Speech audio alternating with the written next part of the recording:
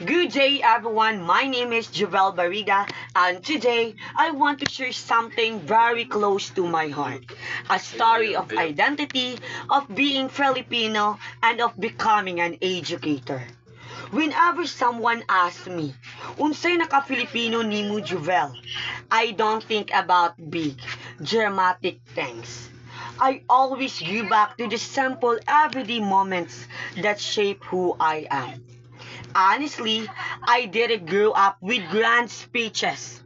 Walay inspirational talks kada adlaw, walay perfect nga life lessons. I grew up surrounded by simple Filipino values. Pagrespeto, pagpaubos, pagtabang, and most of all, malasakit. These values weren't taught to me through lectures. They were taught to me by life. I remember growing up, there were days nga murag lisod kaayo. But somehow, naagihapon maabot na blessing. Kanang unexpected. Like a neighbor knocking on our door. Hoy, Juvel! Oh, sudan o. Usahay makaingon ko, hala uy, festa na pud nila. Kay halos every week na ang bisudan gikan nila. But those moments taught me something important.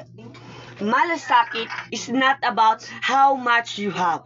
It's about how much you're willing to share.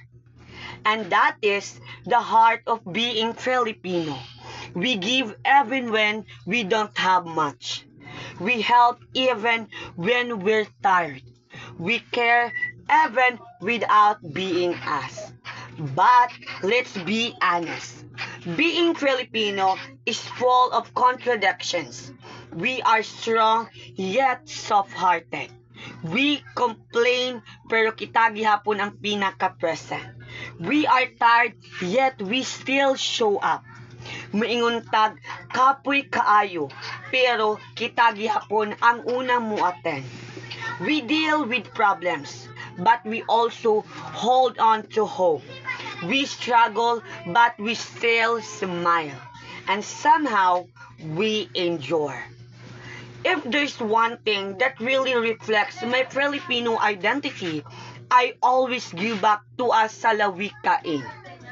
Kung may tiyaga, may nilaga. Simple kaayo paminawon. But for me, this is my life motto. Not just because lami ang nilaga. This proverb reminds me of all the challenges I faced. Times when I felt behind, times when I doubted myself, times when I questioned if I was good enough.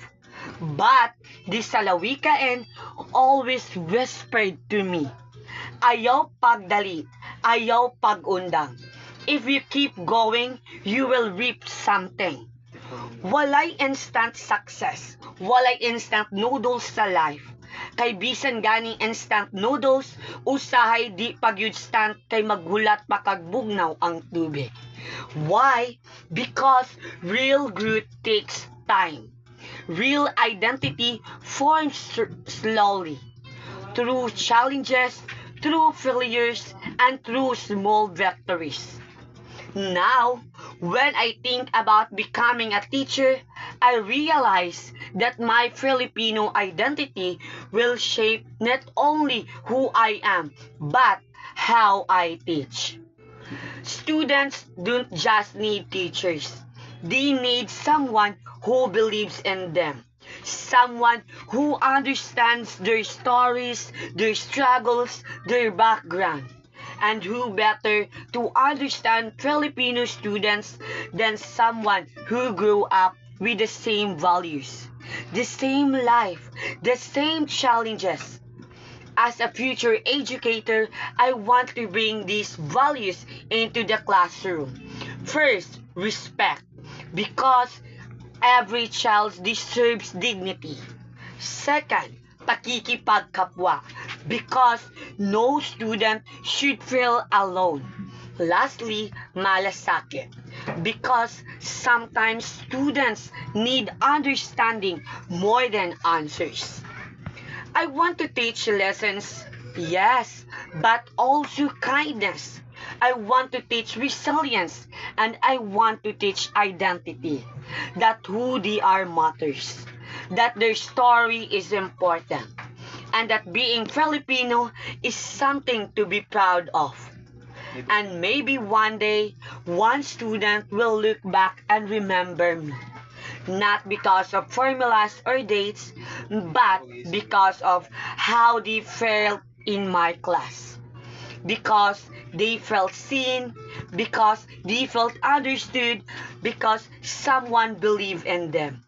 Sometimes that's all a student needs to keep going. So, let me end with this challenge. To my future students and to everyone listening, never be ashamed of who you are. Your Filipino identity is not a limitation. It is your strength, it is your foundation, it is your story. Remember this, when you know who you are, you will never be afraid who you can become. Tanghang salamat.